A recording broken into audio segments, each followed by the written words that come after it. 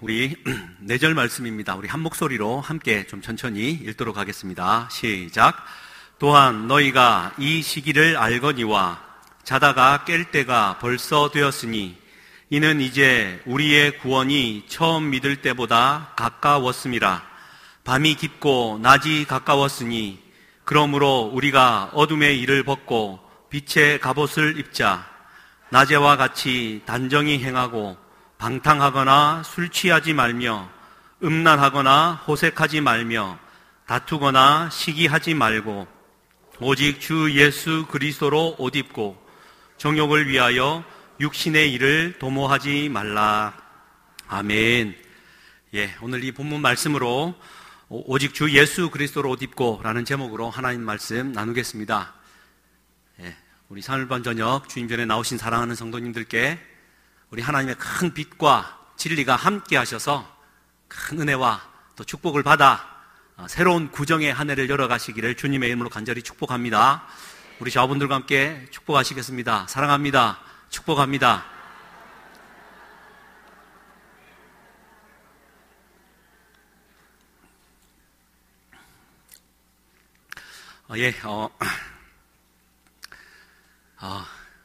이제 말씀을 좀 이제 나누기 전에 여러분, 제가 지금 입술이 바짝바짝 마르고 이게 뭔가 좀 이렇게 감기 약을 좀 먹었다가 이제 몽롱한 상태에서 입술이 바짝바짝 마릅니다. 이게 말씀을 드리는 이유는 제가 혹시 말씀을 전하다가 혀를 놀리거나 이렇게 뭐 입술을 좀 적시거나 할 때 물론 이게 좀 방해가 되시는 건 아는데 좀 이해해 주시기를 부탁드리고요. 사실 여러분 입장 바꿔서 오늘 와서 설교를 하시면 여러분들도 입술이 바짝바짝 탈 겁니다. 그런 거니까 그래도 이렇게 주신 은혜와 메시지를 충실히 전달하고 오늘 기도하고 마무리했으면 좋겠습니다. 바로 읽은 11절 바로 앞선 8절에서 10절 말씀을 지난주에 나눴고요. 남을 사랑하는 자는 그 율법을 다 이루었다라고 말을 했습니다. 사랑하는 것, 우리 신명기의 기자의 고백으로 말한다면 마음을 다하고 뜻을 다하고 힘을 다하여 우리 하나님 여호와를 사랑하라. 이 사랑은 아가페의 사랑입니다. 자기 희생적, 자기 헌신적인 사랑을 말하는 겁니다. 이것을 마태복음에서 인용할 때는 마음을 다하고 뜻을 다하고 힘을 다하고 하나 더요, 목숨을 다하여 여호와 하나님을 사랑하라라고까지 말을 하고 있습니다. 이 아가페의 이 사랑을 하는 것은 율법을 이룬 것이다. 고로 율법의 완성이다 라고까지 말을 하고 있는데요. 이 말씀을 한 이후에 오늘 11절 말씀이 이어집니다. 한번 본문 말씀 다시 한번 보십시오. 또한 너희가 이 시기를 알거니와 라고 말을 하고 있습니다. 성경을 읽어 가실 때 보통 이제 잘 나온 성경책들은 이제 앞뒤 문맥이 구분되어져 있습니다. 10절과 11절은 마치 다른 본문처럼 결코 그러하지 않습니다. 지금 읽었던 11절과 14절까지의 이 결연한 의지의 말씀은 앞선 8절에서 10절까지의 말씀을 꼬박 받고 있다라는 뜻이 이 또한이라는 단어입니다. 원문에는 카이라는 말인데 마찬가지로 혹은 그 위에라는 뜻입니다. 그러니까 여러분 로마서 13장에 그 12장의 사랑을 여러분 기억하십니까? 사랑은 어떻게 하라고요? 원수를 사랑하고 원수가 줄이거든 먹이고 원수를 악을 악으로 갚지 말고 악을 선으로 이긴다. 숯불을 그의 머리 위에 둠으로 말미암아 그가 양심의 가책을 느껴 스스로 돌이키게 하는 것. 이게 하나님의 사랑의 방식이었죠. 그러니 하나님을 사랑하는 자, 곧 또 내 이웃을 내 몸과 같이 사랑하는 자는 이라는 뜻입니다. 그래서 그런 사랑을 가진 자는 이제 오늘 이 11절 말씀에 이렇게 말하는데요. 또한 너희라는 말이 이 율법의 완성인 이 사랑을 행하는 자 너희는 한 가지 더 알 것이 있는데 곧 뭐라고 나오는지요? 이 시기를 알거니와 이 시기를 알아야 된다라는 겁니다. 이걸 좀 더 다른 말로 표현하면 참 한글 번역이 참 어렵습니다. 그래서 설교자가 필요한가 봐요. 그죠? 성경 공부가 필요합니다. 그렇지만 우리 성령께서는 더욱더 여러분들을 밝히 가르쳐 주실 겁니다. 예. 할렐루야. 오늘 말씀이 또 좀 어려울 수도 있습니다만 여러분 정신 바짝 차리시고, 조는 사람들을 존다고 막 뭐라 합니다, 성경에서.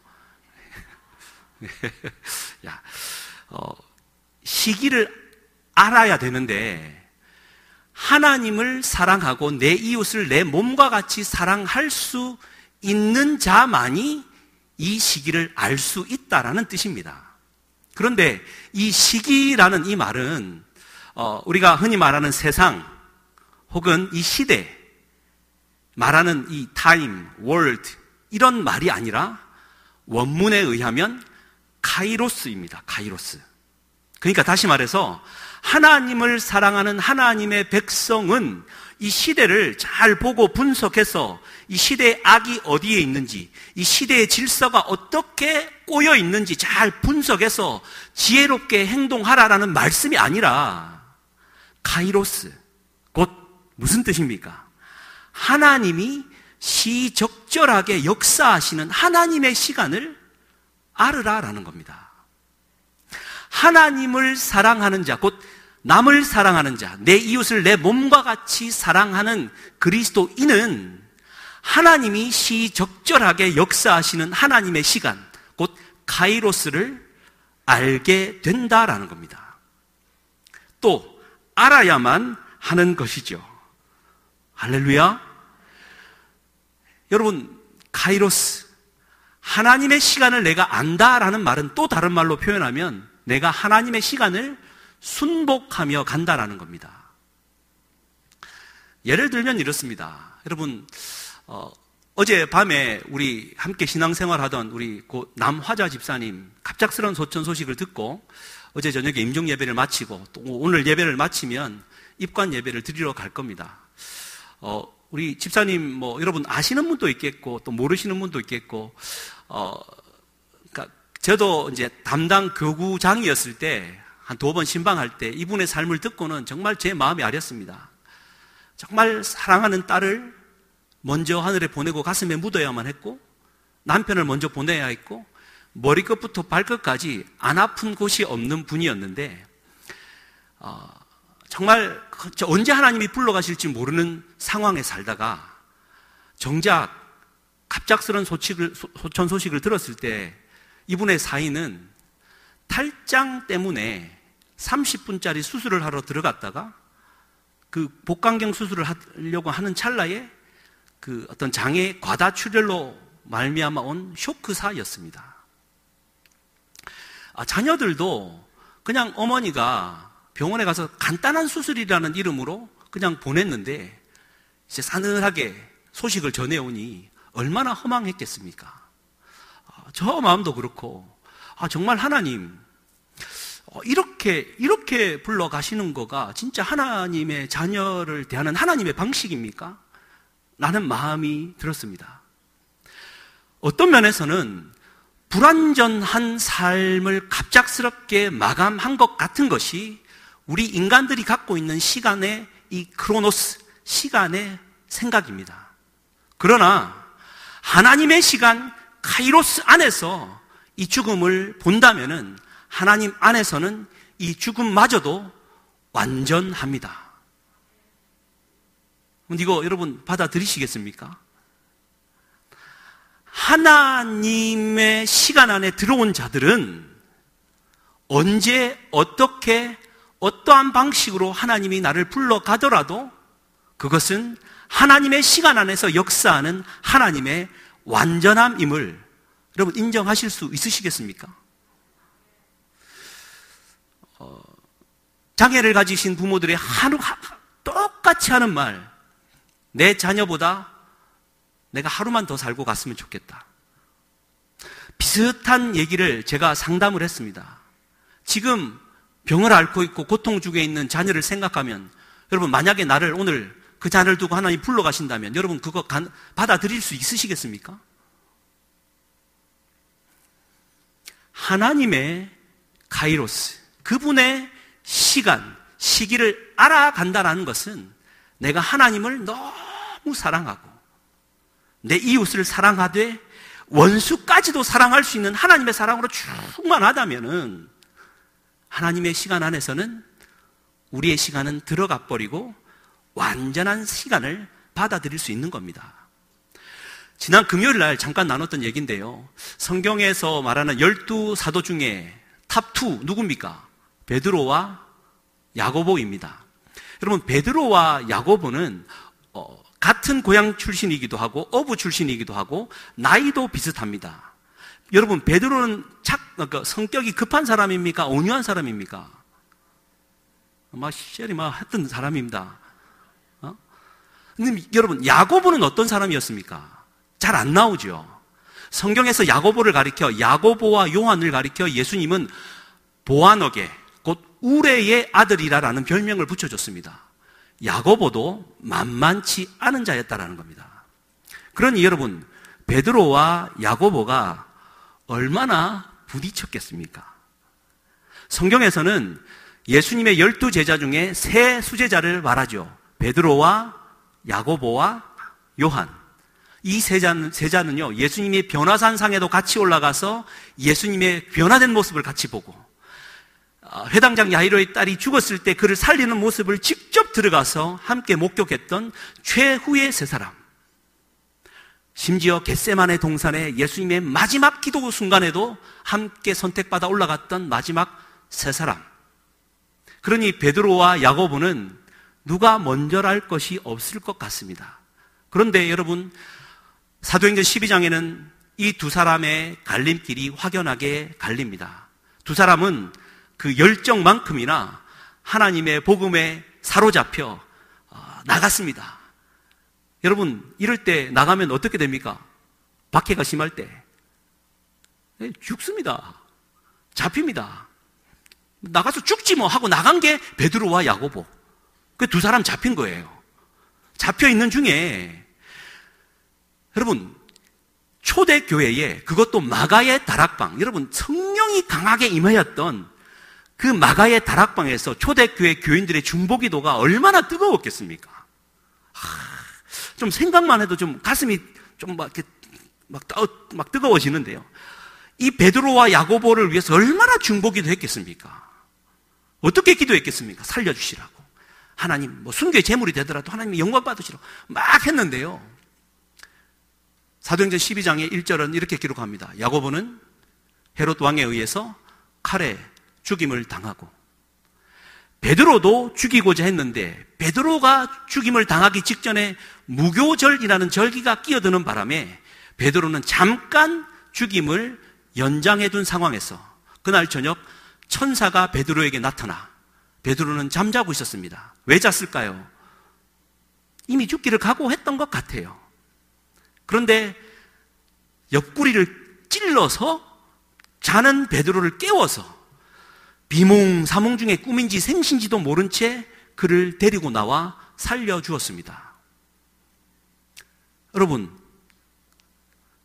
마가의 다락방에서 중보기도는 뜨겁게 베드로와 야고보를 향했고, 예수님과 더불어 늘 똑같이 주님의 그 최전선에서 주님과 함께했던 베드로와 야고보, 뭐가 다를 차이가 있습니까? 그러나 마지막 순간에 죽음과 생명의 길로 나뉘었습니다. 여러분, 야고보의 죽음은 우리가 볼 때 너무 덧없는 죽음이요, 베드로는 하나님이 그를 살리셔서 무슨 이유가 있을 거라 생각되어지지 않습니까? 그러면 야고보의 죽음은 그냥 덧없이 헛된 죽음이었습니까? 왜 이런 차이를 두십니까? 하나님, 이게 공평합니까? 라는 질문을 던질 수 있습니다만, 우리가 받을 수 있는 말은, 하나님은 하나님의 시간 안에서 야고보를 야고보답게 순교의 제물로 받으셨고, 베드로는 베드로의 삶을 위해 하나님이 살려두신 겁니다. 우리는 조금 더 살고 덜 살고, 여기에 하나님의 축복의 있고 없음을 논하지만 우리 하나님은 결코 그러하지 않습니다. 하나님의 시간, 이 카이로스를 안 사람들은 나의 모든 모든 것들을 사랑하는 마음으로, 주님 앞에 내 생명까지도 드리는 마음으로 살아갈 수 있기에 언제든지 주님이 부르시면 가고, 주님이 살려주시면 주의 일을 하고, 끝까지 하나님의 나라를 위해 살아가는 겁니다. 할렐루야. 여러분, 이거 받아들일 수 있으시겠습니까? 그래서 하나님을 사랑하는 자는, 그리고 내 이웃을 내 몸과 같이 사랑하는 자는 이 카이로스, 이 시기를 알아야 되는데, 이 시기를 아는 자를 가리켜 바울은 또 이렇게 표현하고 있습니다. 자다가 깰 때가 되었다. 자다가 깬 자가 이 하나님의 시기를 아는 자라는 겁니다. 여러분, 성경에서 자는 자라는 말의 의미는 죽었다라는 뜻입니다. 여러분, 우리 속담이 있습니다. 나간 사람 몫은 있어도, 지금 자고 계십니까? 지금 자는 거예요? 저만 들었습니까? 아버지가 늘 하던 말이, 막 맛있는 거를 밤에 막 갖고 먹다가 꼭 하는 말이 있었습니다. 야, 나간 사람 몫은 있어도 자는 사람 몫은 없다. 자는 애 깨부지도 마라. 이제 이 말은 우리 선조가 갖고 있던 나간 사람이라는 뜻은 오늘도 밤이든 낮이든 나가서 열심히 일하는데, 이 자는 인간은 이거는 이 답이 없다라는 거예요. 이 자는 놈은 깨워도 먹을 자격도 없다라는 거지. 주여. 자는 자라는 뜻은 성경에서 죽음을 뜻합니다. 뿐만 아니라 자는 자라는 말의 의미는 이 하나님의 카이로스 시간에 대하여 조금도 의식할 수 없는 영적인 죽음의 상태를 가리키는 말이다라는 뜻이죠. 그래서 바울은 자다가 깰 때가 되었다라고 말을 하는 겁니다. 예수님도 오셔서 눈먼 자야 소경들을 많이 보게 하시지 않았습니까? 그러면 사실은 말씀이 이 눈먼 소경은 차라리 영의 것을 보는 자다. 눈을 뜨게 해주십니다. 그러나 눈을 뜨고 있는 너희들은 눈뜬 소경이 아니더냐. 무슨 얘기입니까? 하나님의 영적인 시간을 볼 수 없는 자, 그가 진짜 눈먼 자다. 예수님은 그러한 눈을 뜬, 영적인 눈을 뜬 자를 원하고 계셨다라는 것이죠. 그래서 로마서 1장 19절 20절 혹시 스크린 있으면 띄워주시고요. 여러분 성경 찾으셔도 좋겠습니다. 아예 앞에 나옵니다. 제가 좀 투박하게 좀 만들었는데 같이 한번 읽겠습니다. 시작. 이는 하나님을 알만한 것이 그들 속에 보임이라. 하나님께서 이를 그들에게 보이셨느니라. 창세로부터 그의 보이지 아니하는 것들 곧 그의 영원하신 능력과 신성이 그가 만드신 만물에 분명히 보여 알려졌나니 그러므로 그들이 핑계하지 못할지니라. 아멘. 여러분들에게 질문 드립니다. 여러분들은 눈 뜬 채 하나님의 살아계심을 부인하는 자는 아니신지요?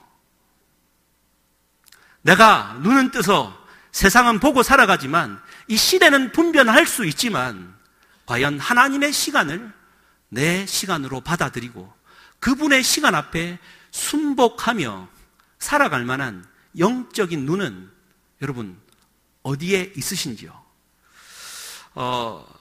바울은 오늘 본문을 말하면서 이렇게 또 표현합니다. 자다가 깨어야 된다 하면서 자다가 깰 때가 벌써 되었으니 이는 이제 우리의 구원이 처음 믿을 때보다 가까웠습니다. 오늘 본문에 나온 11절 말씀입니다. 자다가 깰 때가 벌써 되었으니 이는 이제 우리의 구원이 처음 믿을 때보다 가까웠습니다. 여러분 여기서 말하는 구원이라는 말은 예수님이 다시 올 때의 그 우주적인 종말론을 말하는 구원입니다. 이 세상의 끝을 말하는 겁니다. 이 세상의 끝은요, 우리 주님이 다시 오심으로 말미암아 끝이 납니다. 안 믿으시는 눈빛인데요. 이거 잘 하셔야 됩니다. 그래서 신천지 안 끌려가요. 쓸데없는 얘기들 많이 하거든요. 우리 주님이 다시 오마 하시고 승천하신 다음에 주님이 이 땅 가운데 천사의 호령 나팔 소리와 가운데 휘황찬란하게 엄청나게 시끄러운 어떤 그 함성 소리와 함께 이 땅 가운데 오시면 이 우주적인 종말은 끝이 납니다. 그런데 여러분, 이걸 조심하셔야 돼요. 하나님의 이 마지막 때는 카이로스입니다. 크로노스가 아니란 말이에요.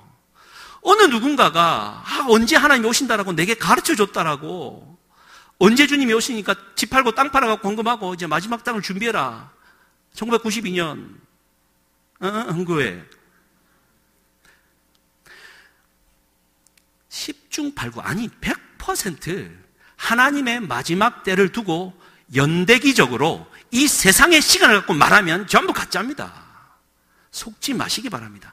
하나님의 시간은 하나님이 정하신 때에 부지불식간에 일어나는 거예요. 하나님의 시간은요, 요만히 기다리셨다가 요이똥하고 딱 떨어지는 게 아니라 하나님은 하나님의 때가 되었을 때 하나님의 일을 해버리시는 거예요. 예. 우리도 모른 채 진행되어질 수도 있음을 기억하시면서 어떤 서설에 빠지지 않기를 주님의 이름으로 간절히 축복합니다. 그래서 보십시오. 우리의 구원이 처음 믿을 때보다 가까웠다라는 이 말은 이제 우주적인 종말이 가까워 왔다라는 말로 받을 수도 있지만, 앞선 시기 카이로스라는 말을 우리에게 주었기 때문에 이 말은 개인적인 종말론으로 받으면 되는 겁니다. 나는 오늘 내 삶이 마지막인 것처럼 그렇게 최선을 다하여 하나님의 영의 시각으로 살아가면 되는 겁니다. 이게 구원이 처음 믿을 때보다 가까웠음을 알고 이제 살아가는 믿는 자의 자세인 거죠. 이것을 또 어떻게까지 표현했냐면 12절에 이렇게 기록합니다. 밤이 깊고 낮이 가까웠으니 그러므로 우리가 어둠의 일을 벗고 빛의 갑옷을 입자. 이제 조금 더 명확해집니다. 그래. 하나님의 시간과 인간의 시간을 어둠의 일과 빛의 갑옷으로, 낮과 밤으로 정의를 하고 있다는 겁니다. 여러분, 밤에 뭐 하십니까? 도둑은 낮에 움직입니까? 밤에 움직입니까? 할렐루야. 너무 잘 아시죠? 어둡다라는 것은 밤이라는 의미이기도 하지만 시간적인 밤일 뿐만 아니라 영적인 외로움, 고독, 홀로 있을 때입니다. 여러분, 홀로 밤일 때 여러분 뭐 하세요? 무슨 생각하십니까?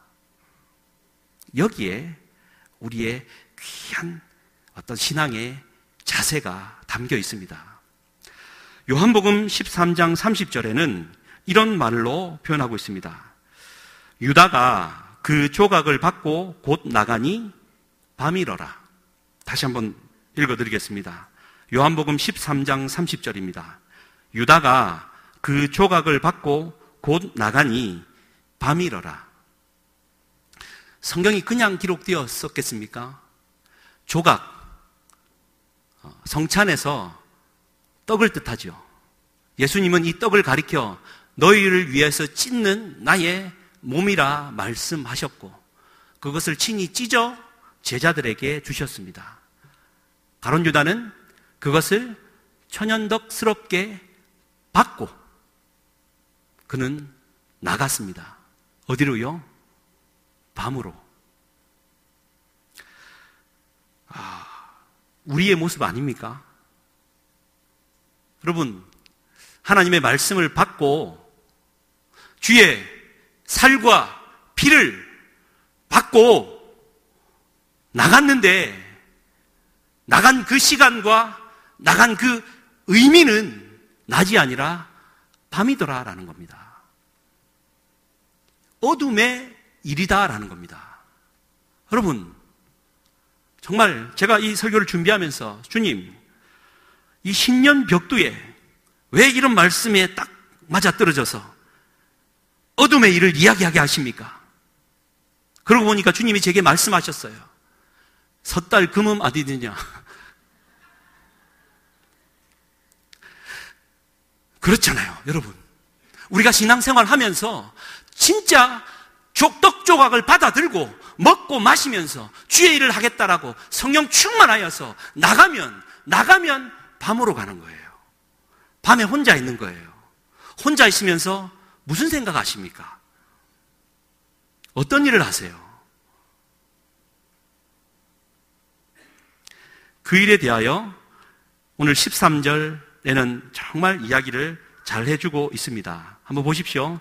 낮에와 같이 단정히 행하고 방탕하거나 술 취하지 말며 음란하거나 호색하지 말며 다투거나 시기하지 말라. 이 6가지 제목을 여러분 혼자 있으면 방탕하고요, 술 취하고요, 음란하고요, 호색하고요, 다투고요, 시기합니다. 성경은 정말 잘 담아내는 것 같습니다. 여러분, 이 말씀을 또 좀 다루기 전에 한 가지 질문 드리겠습니다. 여러분, 떡 조각을 받고 어둠으로 가는 것이 더 쉽겠습니까? 떡 조각을 받고 떡 조각에 합당한 빛의 갑옷을 입고 살기로 다짐하는 것이 더 쉽겠습니까? 질문이 너무 이상하다, 어렵다라고 생각이 드십니까? 다시 한 번 더요. 떡 조각을 받고 어둠으로 그냥 들어가서 내가 혼자 있으면서 마음 편하게 사는 것이, 답을 말해버렸습니다. 어느 게 더 마음이 편해요? 떡 조각 받고 아무도 나를 보지도 않고 아무도 나에게 괴롭히지 않는 어둠에 홀로 들어가는 게 얼마나 마음 편합니까? 그런데 괜히 막 살이라 그러고 막 피라 그러고 막 먹으라고 하니까 먹어놨더니 막 그렇게 안 살면 부담되잖아요. 막 빛으로 살라니까 이거 어떻게 살아야지 부담이 되잖아요. 이게 우리의 삶입니다. 여러분, 쉬운 길을 택해서는 안 됩니다. 우리 예수님요,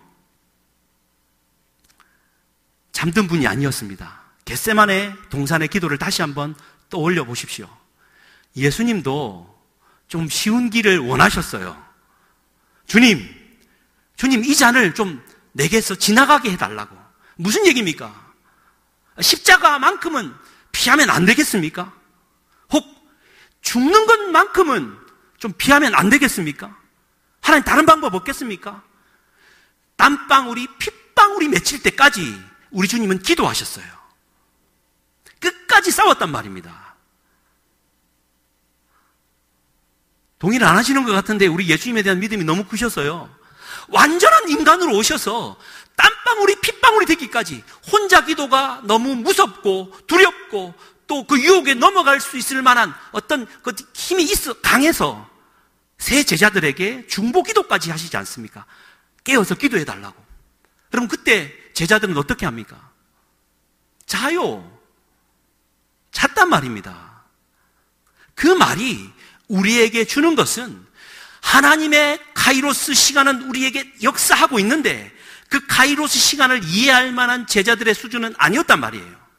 잠이 오는 겁니다. 여러분, 설교 듣다가 잠이 오는 이유를 아세요? 설교 내용을 못 따라가서 그래요. 뭔 소리를 하는지 하다가 뭔가 하나를 갖고 가시는 거예요. 예? 물론 설교자의 어떤 기술의 차이겠지만, 여러분 졸리지 않으시기를 주님의 이름으로 축복합니다. 하나님의 카이로스 시간은 내게 주어지는데 예수님은 그 카이로스 시간을 맞추려고 끊임없이 노력하고 기도하고 달려가는데 제자들은 잤단 말입니다. 이해가 안 되는 거예요. 예수님이 왜 저런지 모르는 거예요. 그러나 예수님은 이렇게 말하고 계십니다. 마태복음 26장 42절, 내 아버지여, 만일 내가 마시지 않고는 이 잔이 내게서 지나갈 수 없거든 아버지의 원대로 되기를 원하나이다. 하나님의 카이로스를 그대로 순복해버린 예수님의 시간이었습니다. 그리고는 마태복음 26장 45절 46절, 이제는 자고 쉬라.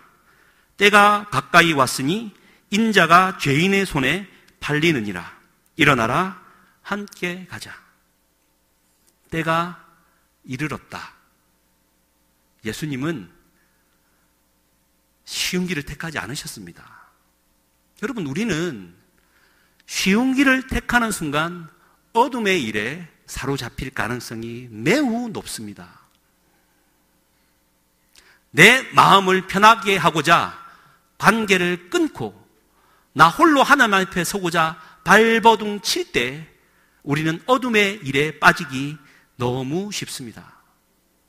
내 마음의 평안을 구할 것이 아니라 나를 향한 하나님의 카이로스, 하나님의 시간의 의미를 다시 한번 구하고 빛의 갑옷을 입고 겟세마네를 돌파하는 겁니다. 내일 주님이 부르실지라도 우리는 그 길을 갈 수 있는 것이 깨어 어둠의 일을 벗고 빛의 갑옷을 입는 자의 말이다라는 거죠. 근데 여러분, 이 어둠의 일에 대하여 다시 한번 이제 13절 말씀으로 돌아오면 이렇습니다. 낮에와 같이 단정히 행하고 방탕하거나 술 취하지 말라. 낮은 해가 중천에 떠 있을 때거든요. 그러니까 사물이 눈에 보이는 때입니다. 다른 사람들이 내게 나를 보니까 나는 방탕하지도 않고 술 취하지도 않고 음란하지도 않고 호색하지도 않고 다투지도 않고 시기가 없는 것처럼 보일 뿐이에요. 여러분, 그렇게 보이는 겁니다. 그러나 밤에 어둠의 일에 사로잡힐 때 여러분, 우리는 방탕하고 술 취하고 음란하고 호색하고 다투고 시기한단 말이지요. 원문을 보면 이 6가지 죄악을 말하는데 2개씩 묶여 있습니다. 방탕하게 된다라는 것은 내 삶이 내 건데 내가 살고 싶은 대로 사는데 네가 무슨 상관이야. 방탕하는 겁니다. 이거는 술 취하는 것과 같은 거예요. 그럼 다시 한번 강조합니다. 성경에서 술 취하지 말랬지 어디 술 먹지 말라는 말이 어디 있냐? 많이 들어보셨잖아요. 지금도 그렇게 말하면서 술 먹는 분 계시잖아요. 웃으면 편합니다. 웃음 딱 삼키시고. 잠언 23장. 포도주는 붉고 잔에 번쩍이며 순하게 내려가느니 너는 그것을 보지도 말지어다. 여러분, 그냥 술은 보지도 않는 거예요. 막 취하지 말라고 했다고, 여러분 술을 그냥 안 취하려고 먹는 사람도 있습니까? 여러분, 제가 다 경험으로 말하는 거예요. 다른 사람 얘기할 필요가 없습니다.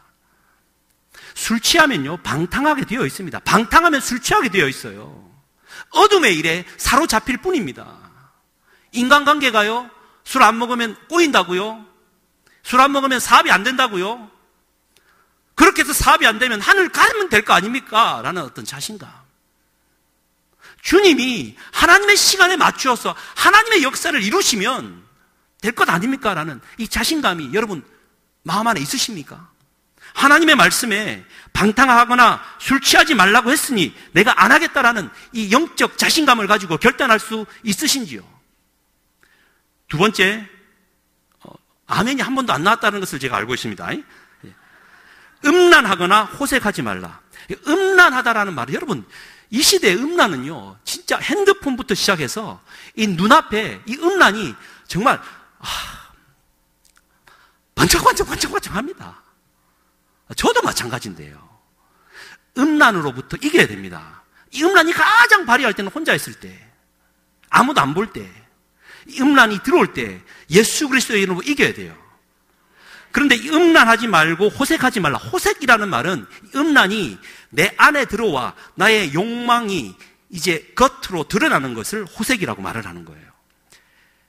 머릿속에만 맴도는 것이 아니라 이 육체적인 어떤까지 드러나 버리는 거예요. 이걸 호색이라고 말하는 겁니다.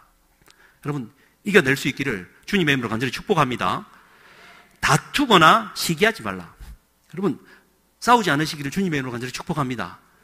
저희도 그 신혼 때는 이래저래 좀 싸우기도 했는데 요새는 진짜 안 싸웁니다. 믿어주시기를 주님의 이름으로 부탁드립니다. 네. 다투지 말라고 해서? 네, 그렇습니다. 다투는 이유는요, 이 서로에 대한 이 자기 욕망 때문에 서로를 뭔가를 취하려고 하는 거예요. 그래서 다툼이 일어나는 겁니다. 그래서 마지막 시기. 이 진짜 여러분 조심하셔야 됩니다. 시기는 원래 내가 없는 거를 다른 사람이 갖고 있을 때 그것을 부러워하는 마음을 질투라고 말을 하죠. 질투 나는 거예요. 근데 질투는 어떤 면에서는 나가 그것을 갖기 위해 열심히 노력할 수 있는 어떤 긍정적인 에너지가 될 수 있는데, 시기는요, 내가 있거나 없거나 상관없이 그 사람이 그것을 갖고 있다는 이유만으로 그 사람이 미워지는 게 시기입니다. 그러니까 인간이 가진 마음 중에서도 진짜 못된 마음 중에서도 진짜 억수로 못된 마음이 시기예요. 인간이 인간이기를 포기하는 마음은 시기란 말이에요. 내가 없는 것 때문에 부러워하는 게 아니라 저 인간 왜 저렇게 잘 돼? 뭐야 저거는. 하나님의 저주를 내려도 시원찮을 저 사람이 왜 저렇게 잘 돼? 라고 저주를 퍼부을 때 여러분은 시기에 사로잡힌 자고, 여러분은 하나님 앞에서 정당한 욥의 변호가 아니라 여러분들은 어둠의 일에 사로잡혀 오늘도 떡 조각을 붙들고 나가니 어둠이더라. 가룟 유다의 길을 가는 자가 될 수밖에 없다라는 겁니다. 여러분, 이 말씀을 그대로 받으실 수 있겠습니까? 그래서 오늘 이제 14절 말씀은 이렇게 기록합니다. 오직 주 예수 그리스도로 옷 입고 정욕을 위하여 육신의 일을 도모하지 말아라. 정욕을 위하여 육신의 일을 도모하지 말아야 되는데, 그 중요한 방법은 오직 주 예수 그리스도로 옷을 입는 겁니다. 빛의 갑옷 예수 그리스도로 옷 입는 겁니다. 학생이 교복을 입는 이유는 학생다움을 유지하기 위한 장치이지요. 제가 만약 설교단에 올라오면서 위아래 축구 추리닝을 입고 올라온다면 제가 얼마나 방정맞게 설교하겠습니까? 반면 하나님의 그 가운을 입고 올라오면 손 동작이나 이 말도 굉장히 조심스럽습니다. 양복을 입었기에 오늘 조금 제가 좀 자유롭게 하지, 가운을 입고 후드를 두르고 올라왔으면 여러분, 저는 손도 꿈쩍 안 하고 이렇게 설교할 겁니다. 저는 또 그렇게 또 배웠습니다. 이게 옷을 입었다라는 의미입니다. 예수 그리스도로 내가 옷을 입어야 합니다. 예수 그리스도로 내가 옷을 입었구나. 사람들이 나를 보면 유진성으로 보는 게 아니라 주 예수 그리스도로 옷 입은 나를 보는 거구나. 낮에 해가 중천에 있을 때 나는 나의 모습을 보이지만 어둠이 짙어지고 아무것도 안 보일 때, 내 영안이 열려서 내가 세상을 바라볼 때, 주 예수 그리스도로 옷 입은 참 그리스도인들이 이렇게 많구나, 이런 것을 볼 수 있어야 하는 것이죠. 뿐만 아니라 나는 예수 그리스도로 옷을 입어야 합니다. 그래서 이 옷을 입는다라는 이 말은 갈라디아서 3장 27절에 이렇게 또 표현되어 있습니다. 갈라디아서 3장 27절 파워포인트 같이 한번 읽겠습니다. 시작. 누구든지 그리스도와 합하기 위하여 세례를 받은 자는 그리스도로 옷 입었느니라. 아멘. 세례의 의미는 로마서 6장에 잘 기록되어져 있습니다. 예수의 죽음과 함께 내가 죽고 예수의 부활과 함께 내가 다시 살아나는 것, 예수와 연합하는 것, 그 연합하는 것을 가리켜 그리스도로 옷을 입었다 라고 말을 하고 있는 것이죠. 그런데 제가 이번 주는 또 요한계시록을 좀 한번 보다가 보니까 계시록에 이런 표현이 있습니다. 그 마지막 어린 양의 혼인잔치가 될 때, 주님의 이시는 이 우주적인 종말이 이르렀을 때 하나님 나라에서 어린 양의 혼인잔치가 있는데, 그때 요한계시록 19장 8절에 그 어린 양의 혼인잔치를 설명하면서, 이것도 파워포인트 한번 띄워주십시오. 8절만 같이 한번 읽겠습니다. 시작. 그에게 빛나고 깨끗한 세마포 옷을 입도록 허락하셨으니 이 세마포 옷은 성도들의 옳은 행실이로다. 그러니까 어린 양의 신부로 교회를 택하시고, 교회는 우리 아닙니까? 우리가 신부로서 세마포 하얀 옷을 입었는데 그것이 성도들의 옳은 행실이다 말하고 있는 거죠. 이걸 뒤집어 표현하면 착한 일 이런 수준이 아니라 어둠의 일들을 벗어버리고 빛의 갑옷을 입고 예수로 옷 입고 이 세상에 하나님의 카이로스 시간을 살아내는 자가 진짜 하나님의 신부다라는 것을 말해주는 것입니다. 여러분, 요한계시록 계속 잘하십시오. 어디에서 가서 계시록 막 잘 풀어낸다고 막 견혹하지 마시고요. 13절은 왜 기록했냐면, 저 어린 양의 혼인잔치에 누가 등장하냐면 백마를 탄 한 사람이 등장을 합니다. 이름은 충신과 진실이라는 그분이 나타나요. 그분은 누구입니까?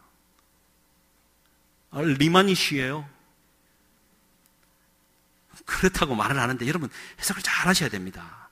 그가 눈에는 불꽃이 일고 머리에는 많은 관을 썼는데 13절 같이 한번 읽겠습니다. 시작. 또 그가 피 뿌린 옷을 입었는데 그 이름은 하나님의 말씀이라 칭하더라. 예수 그리스도의 피를 뿌린 옷을 입었단 말이에요. 이사야서에는 그 붉은 피로 그 옷을 씻어 깨끗하게 되었다라는 표현이 나오는데 여러분 예수 그리스도의 피 뿌린 옷을 입었다. 그 예수 그리스도, 그 백마를 탄 사람이 예수 그리스도, 하나님의 말씀이다라는 겁니다. 그러니까 옷이라는 의미는 예수 그리스도, 예수 그리스도는 우리 하나님의 말씀, 말씀이 육신이 되어 우리 가운데 거하신 그 예수 그리스도. 그러니 우리는 하나님의 말씀의 옷을 입은, 예수 그리스도로 옷을 입은 하나님의 백성인 것입니다. 여러분 그런 만큼 좀 자신감을 가지시고 떡 조각을 받았다면 나가니 나지더라. 라는 메시지가 우리 가운데 들려야 되지 않겠습니까? 말씀을 이제 좀 마무리하겠습니다. 좀 길어졌지만 한번 여기서 마무리하겠습니다. 원래 여러분 이 그 13절, 14절은 우리 그 기독교 개신교의 이제 아버지라고 할 수 있는 성 어거스틴이 회심한 메시지로 여러분 잘 알고 계시죠? 근데 우리가 한 가지 오해하는 것은 어거스틴이 진짜 사생활을 낳고 방탕하게 막 살다가 우연히 이 말씀을 보고 마음에 깨달아서 확 돌아섰다라고 오해를 하는데 결코 그렇지 않습니다. 여러분 어둠의 일 가운데 방탕하게 사는 사람은요 하나님도 그냥 내버려 둡니다. 조심하셔야 됩니다. 어거스틴은 이렇습니다. 354년에 태어나서 이방인 아버지 밑에서 신실한 기독교인 어머니 모니카 밑에서 어머니의 지도를 따라 잘 성장합니다. 그런데 어머니는 굉장히 신앙이 훌륭한 사람이었지만 아들의 지성에 따라가지를 못합니다. 아들이 쏟아놓는 질문을 엄마가 답을 못해요. 그러면서 하는 말이 야 무조건 믿어. 우리가 하듯이 야 무조건 믿으면 되지. 자꾸 그런 걸 질문해. 이러니 아들이 거기에 대해서 그 어떤 절망을 하고 교회를 뛰쳐나갔고 그 어떤 설명을 잘해주는 마니교, 오늘날로 말하면 조로아스터교라고 하죠. 정말 이단사설인데도 불구하고 성경을 굉장히 잘 이해하는 가르치니까 거기에 9년 동안 사로잡혀 있었습니다. 30살 될 때까지. 그러다가 9년을 배웠는데도 여기에도 진리가 없다라는 것을 깨닫고 다시 나옵니다. 나와서 이제 로마로 들어가서 자기가 배웠던 수사학이나 학문을 갖고 학교를 운영했는데 이것도 실패합니다. 절망하고 있다가 밀라노라는 저기 이제 이탈리 북쪽에 있는 곳에 가서 그 당시에 위대한 설교자 암브로시우스라는 대주교의 설교를 듣고 이 마음에 감동을 받아서 그는 그동안에 몇 년 동안 덮어두었던 성경을 들고 바울 서신을부터 시작해서 혼자 2년 동안 연구를 합니다. 엄청나게 연구를 해요. 연구하고 읽고 하나님의 메시지를 찾는데 그는 마음에 여전히 공허함이 있고 갈등함이 있었습니다. 그렇게 진리를 구하고 찾고 오는데 내 마음 안에 내가 입고 있는 이 옷이요 어둠의 옷이고 이 어떤 정욕의 문제나 이런 것들이 어떻게 달아나지 않는지 너무 궁금하고 괴로웠던 겁니다. 그러다가 어느 날 밀라노에서 한 정원에서 쉬고 있는데 아이들의 노는 소리에서 들립니다. 레게톨레 들어서 읽어라. 그래서 그냥 성경을 무작정 들고 펴서 읽었던 말씀이 오늘 읽었던 13장 13절과 14절입니다. 이 말씀을 듣는 순간 이 어거스틴은 더 이상 읽을 필요가 없었습니다. 낮에와 같이 단정 행하고 방탕하거나 술 취하지 말며 음란하거나 호색하지 말며 다투거나 시기하지 말고 오직 주 예수 그리스도로 옷 입고 정욕을 위하여 육신의 일을 도모하지 말라. 그러면 제가 이거 어거스틴의 고백록에 나오는 얘기를 좀 있는데요. 그 파워포인트 한번 띄워주십시오. 여러분 여기 책 잘 안 읽으시죠? 할렐루야. 저도 잘 안 읽습니다만 이 부분만큼은 길지는 않습니다. 저렇게 4페이지인데 여러분 천천히 한번 눈으로 한번, 여러분 같이 읽으셔도 좋고요. 제가 한번 읽어드리겠습니다. 눈으로 한번 보십시오. 나로 말하면 어떻게 해석했는지 모르지만 어떤 무화과 나무 그늘에 몸을 내던지고 눈물의 폭포를 터뜨렸습니다. 그랬더니 눈에서 눈물이 펑펑 쏟아져 나왔습니다마는 그것은 주님의 축복을 받을 제물이었던 것입니다. 나는 다음에 기록하는 말과 똑같지는 않지만 같은 의미의 말을 수없이 주님을 향해 했습니다. 주여, 언제까지입니까? 주여, 언제까지입니까? 마지막 날까지 노하시겠습니까? 제발 과거에 범한 우리의 불의를 상기하지 말아 주십시오. 사실 나는 내가 그런 불의에 사로잡혀 있는 것을 느꼈던 것입니다. 나는 애처로운 소리를 더 높여 말했습니다. 대체 언제까지? 내일, 또 내일입니까? 왜 지금이 아닙니까? 왜 지금 이때 추악한 내 모습이 끝장나지 않습니까? 나는 이렇게 말하면서 마음이 갈기갈기 찢겨 스디슨 회한의 눈물에 젖어 있었습니다. 그랬더니 어떠했습니까? 이쯤에서 노래하는 트로 되풀이에서 소녀인지는 모르지만 톨렐레게 이게 들어서 읽으라 라는 소리가 들려왔습니다. 그 순간 나는 안색이 달라져 아이들이 놀이를 할 때 보통 무슨 노래를 하는 것일까 하고 골똘히 생각하기 시작했습니다. 하지만 그런 노래를 어디에서 들어본 적이 전혀 없었습니다. 왈칵 쏟아지는 눈물을 참고 일어섰습니다. 성경을 펴놓고 처음으로 눈에 띈 장을 읽으라는 하나님의 명령임에 틀림없다고 해석한 까닭입니다. 나는 급히 본래 앉아있던 장소로 돌아갔습니다. 거기에는 성경책이 놓여 있었습니다. 성경을 손에 들자마자 편 다음 처음으로 눈에 띄는 구절을 말없이 읽었습니다. 연회와 악취, 호색과 음란, 다툼과 시기를 버려라. 주 예수 그리스도를 입어라. 유격을 충족시키는 일에 마음을 기울이지 마라. 나는 그 이상 읽으려 하지 않았습니다. 읽을 필요도 없었습니다. 왜냐하면 그 절을 읽는 순간 말하자면 안심의 빛이라 할 수 있는 그 무엇이 마음속에 스며들어 모든 의욕의 어둠이 말끔히 사라져 버렸기 때문입니다. 물론 아십니다. 제가 빨리 읽어서 저게 어떤 의미가 있나. 여러분 보십시오. 마음 안에 나도 모른 채 어둠의 일에 사로잡혀 있던 내 마음 안에 안심의 빛이, 진리의 빛이 임하니까 어둠은 물러가고, 하나님의 카이로스의 시간이 내게 임하였구나. 나의 삶은 이제부터 새롭게 시작되는구나. 내 안의 갈증으로 도대체 언제까지 이러면 되겠습니까? 라는 질문 앞에 그 질문의 답이 중요한 게 아니라 하나님의 시간은 내게 펼쳐졌구나. 이제 어둠의 일을 벗고 예수 그리스도로 옷 입는 그 순간 내 삶은 완전히 달라지고, 그때부터는요, 언제 죽으나 어떻게 죽으나 상관없는 것 아니겠습니까? 제자들이 그냥 어렵게 죽으려고 그랬겠습니까? 십자가에 거꾸로 매달려 죽는 거 원했겠습니까? 아니에요. 죽을 방법이 자기에는 상관이 없는 거예요. 어떻게 죽어도 상관이 없는 거예요. 그리스도의 카이로스 안에 내가 들어가 버렸기 때문에.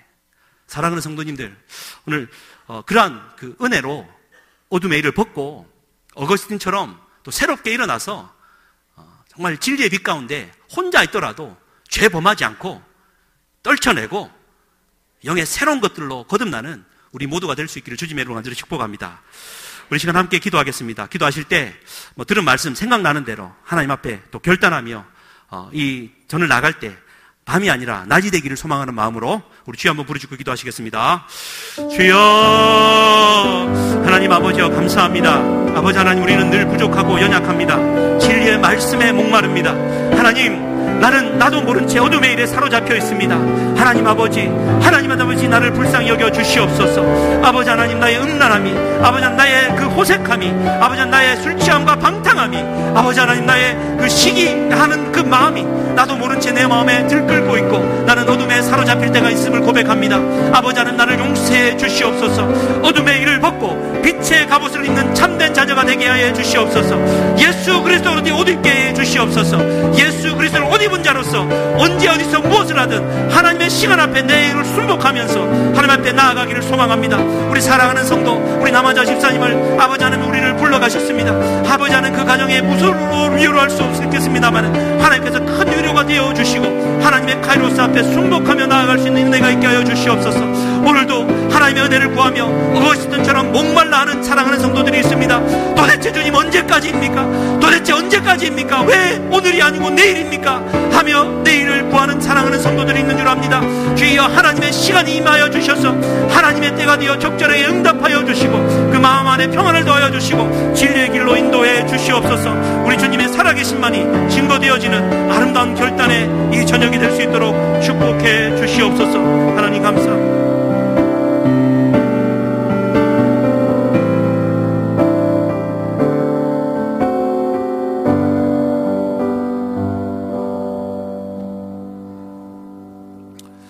자비하신 우리 아버지 하나님, 오늘 저녁에도 이렇게 주의 전에 모여서 하나님 앞에 예배드리며 영광 돌리게 하시니 감사합니다.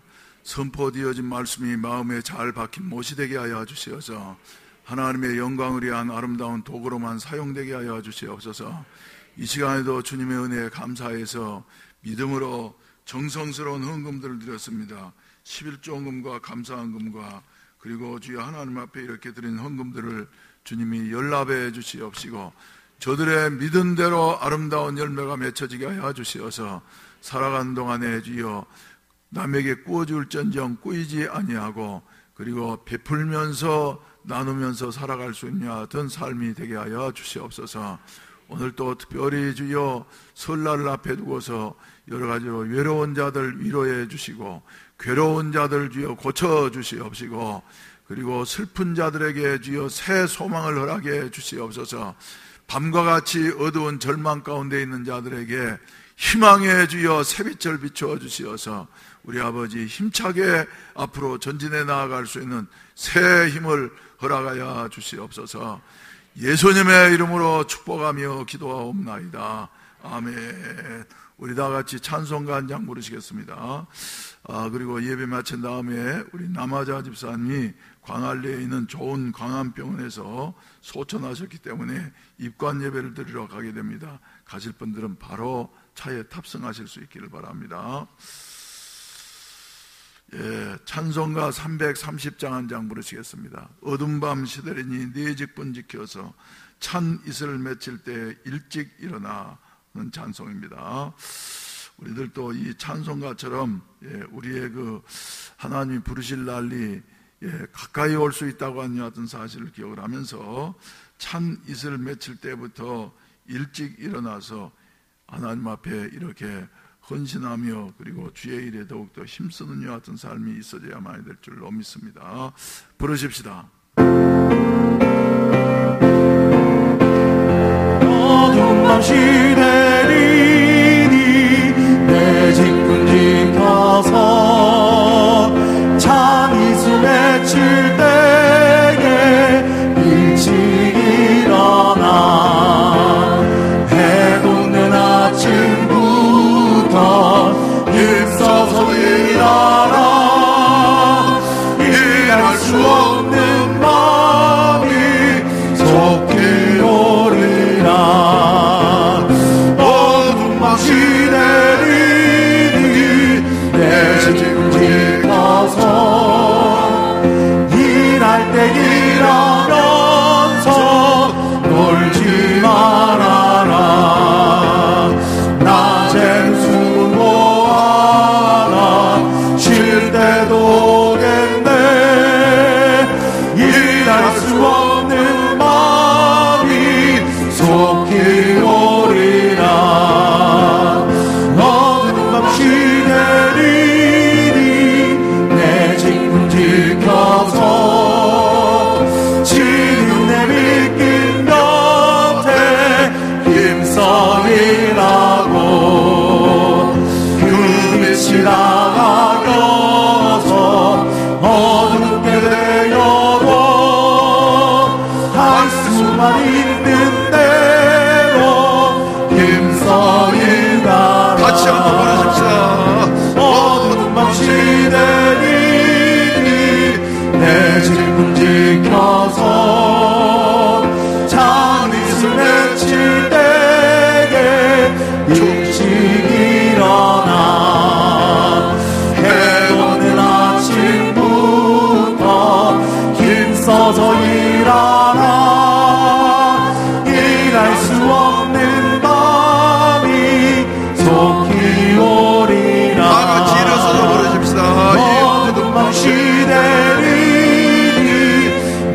직분 지켜서 일할 때 일하면서 놀지 말아라. 낮엔 수고하나 쉴 때도 겠네. 일할 수 없는 마음이 속히 오리라. 어두운 밤 시대리니 내 직분 지켜서 지는 내 믿긴 곁에 힘써 일하고 그 빛이 나가여서 어둡게 되어도 할 수만 있는 대로 힘써 일하라. 할렐루야. 앉지 마시고 말이죠. 예, 고향에 가시는 분들은 잘 다녀오시기를 바랍니다. 그리고 다음 주일에 다시 뵙도록 하겠습니다. 예, 우리 그럼 다 같이 주여 삼창하시고 난 다음에 하나님 고향을 찾는 우리 성도들로 하여금 각자 고향에서 선교사들이 되게 하여 주시옵소서. 예수 그리스도를 전달하고 축복을 전달하는 이와 같은 복의 근원들이 되게 하여 주시옵소서. 주여 삼창하시고 난 다음에 간절히 기도하시다가 개인적으로 주기도문 하시고 돌아가시도록 하겠습니다. 주여 삼창하시겠습니다. 주여 주여 주여